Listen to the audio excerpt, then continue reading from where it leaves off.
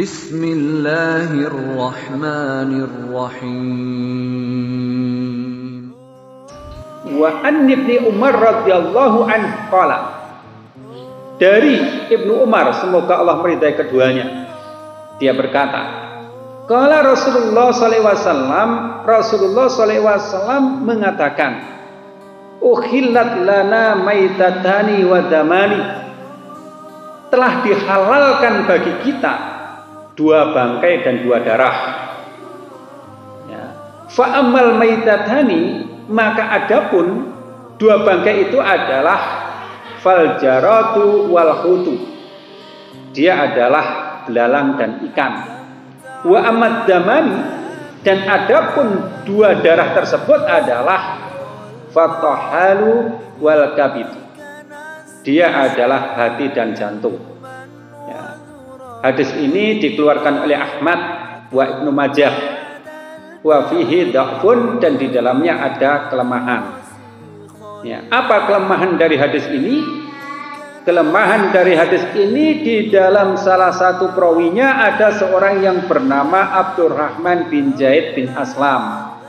Dia adalah perawi yang berstatus mungkarul hadis, hadisnya mungkar, dan hadis tersebut tidak boleh kita gunakan sebagai dalil karena statusnya yang dhaif. Ya, kita tidak berhujjah atau berdalil dengan hadis-hadis yang dhaif. Ya. Jadi karena hadis ini dhaif, maka hukum yang ada di dalam hadis ini pun tidak berlaku. Terus bagaimana dengan apa yang dihalalkan dan apa yang diharamkan oleh Allah? Perlu kita perhatikan. Ya, di dalam hadis ini disebutkan uhillat lana maitatani, dihalalkan bagi kita dua bangkai. Apa itu? Dua bangkai itu adalah fal jaratu wal hutu. Hanya dua macam, yaitu belalang dan ikan. Bagaimana dengan bangkai-bangkai lain? Maka menurut hadis ini menjadi tidak halal. Yang halal hanya dua bangkai, yaitu belalang dan ikan saja. Apa yang disebut dengan bangkai? Bangkai itu adalah binatang yang mati bukan dengan sebab disembelih dan atau bukan dengan sebab diburu. Artinya dia mati dengan sendirinya, bukan karena diburu dan bukan pula karena disembelih. Maka binatang tersebut menjadi bangkai.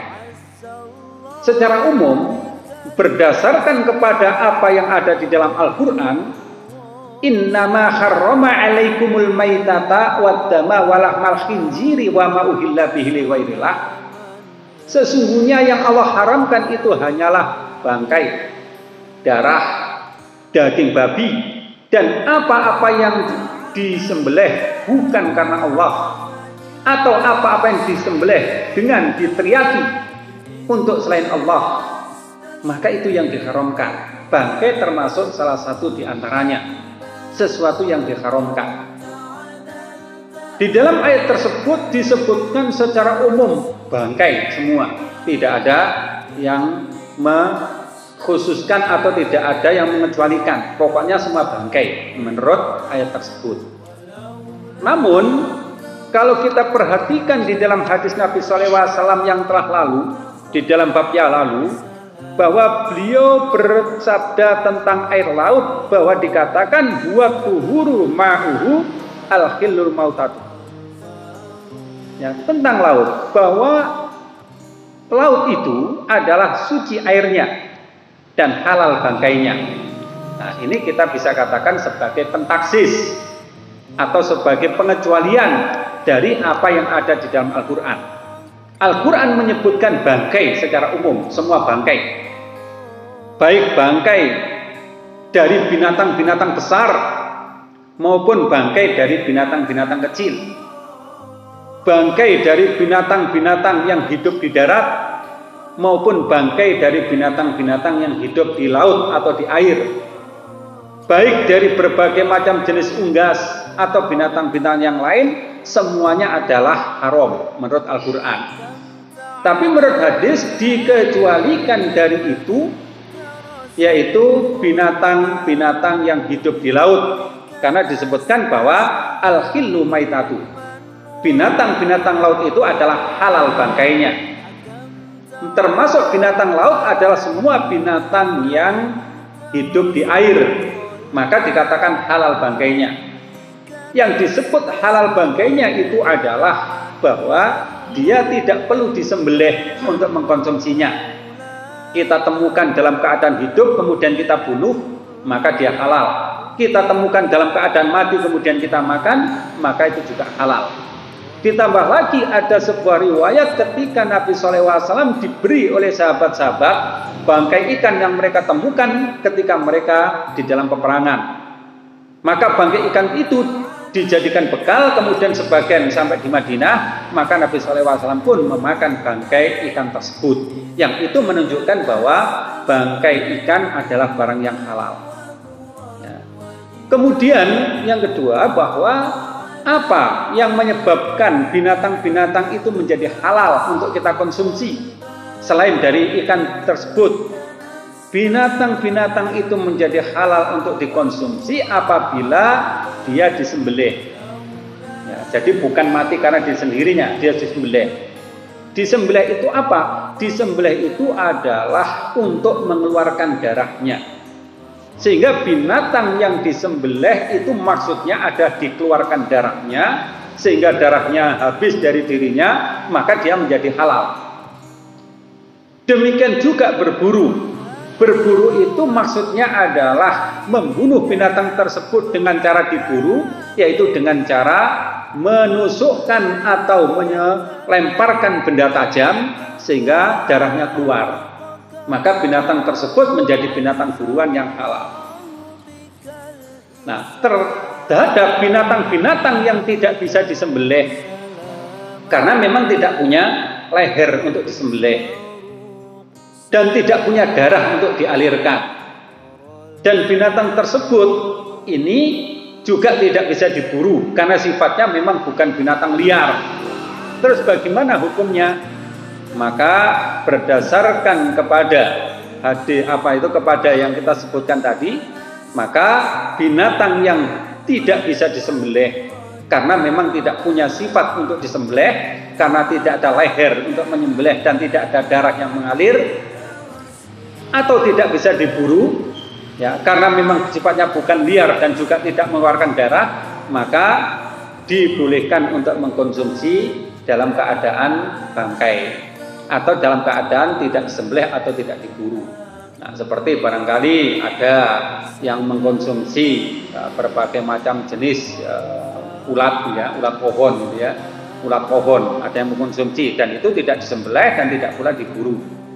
Ada yang mengkonsumsi mungkin jenis-jenis binatang-binatang kecil yang lain yang tidak punya sifat disembelih dan tidak buru, maka dia boleh dikonsumsi dalam keadaan dia mati atau dalam keadaan dia kita tangkap kemudian tidak disembelih dan tidak diburu, kemudian langsung dimakan atau dimasak gitu. Nah, ini menjadi halal. Jadi tidak terbatas pada dua hal tersebut, yaitu ikan dan belalang. Termasuk diantara yang dihalalkan itu adalah beberapa jenis yang lain tadi. Nah, sehingga ketentuan dalam hadis ini tidak bisa diterima, tetapi lebih luas bahwa yang dihalalkan oleh Allah bukan hanya bangkai belalang dan ikan, tapi bangkai-bangkai lain yang tidak mempunyai sifat disembelih atau diburu juga boleh untuk dikonsumsi ya, walaupun itu sebagai bangkai ya, seperti barangkali kita melihat kepiting. Nah, kepiting itu tidak punya sifat untuk disembelih karena nggak ada lehernya, nggak ada sifat untuk dikeluarkan darahnya karena memang tidak ada darahnya, sehingga tidak perlu diburu atau tidak perlu pula disembelih, kita bisa mengkonsumsinya padahal itu bukan termasuk ikan dan bukan termasuk belalang ya. Nah, ini makanya hadis ini kita katakan menjadi hadis dhaif, tidak bisa kita jadikan sebagai dalil.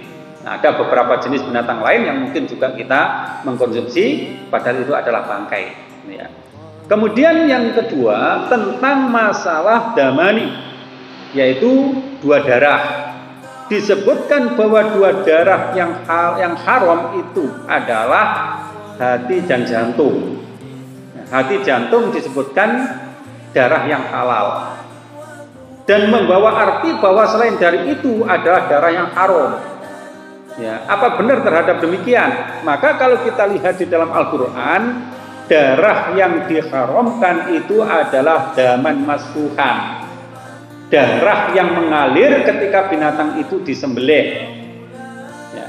Sedangkan sisa-sisa darah yang ada pada tubuh binatang tersebut, baik itu yang mungkin tersisa pada daging, tersisa pada otot, tersisa pada sumsum, atau tersisa pada pembuluh-pembuluh darah yang lain, maka itu bukan termasuk daman masfukan, bukan termasuk darah yang mengalir, sehingga itu menjadi barang yang halal untuk dikonsumsi atau halal untuk dimakan.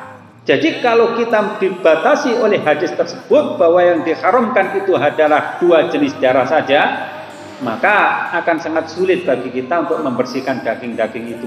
Karena di dalam daging itu masih ada pembuluh-pembuluh darah, yang mana dia tidak sempat keluar ketika darah itu disembelih, dan juga yang ada di dalam bagian-bagian yang lain. Jadi musuhnya harus peras sehingga benar-benar bersih dari darah. Nah, sehingga hadis ini tidak bisa kita gunakan sebagai dalil karena sifatnya memang hadis yang dhaif. Ada darah yang dihalalkan bagi kita selain dari 2 darah tersebut, yaitu darah yang tersisa pada daging binatang itu, atau urat-urat yang ada dalam binatang itu, atau pembuluh darah yang ada dalam binatang itu yang tidak ikut keluar ketika binatang itu disembelih. Nah, maka dengan demikian hadis tersebut ya, karena sifatnya memang dhaif, jadi tidak bisa kita jadikan sebagai dalil atau alasan.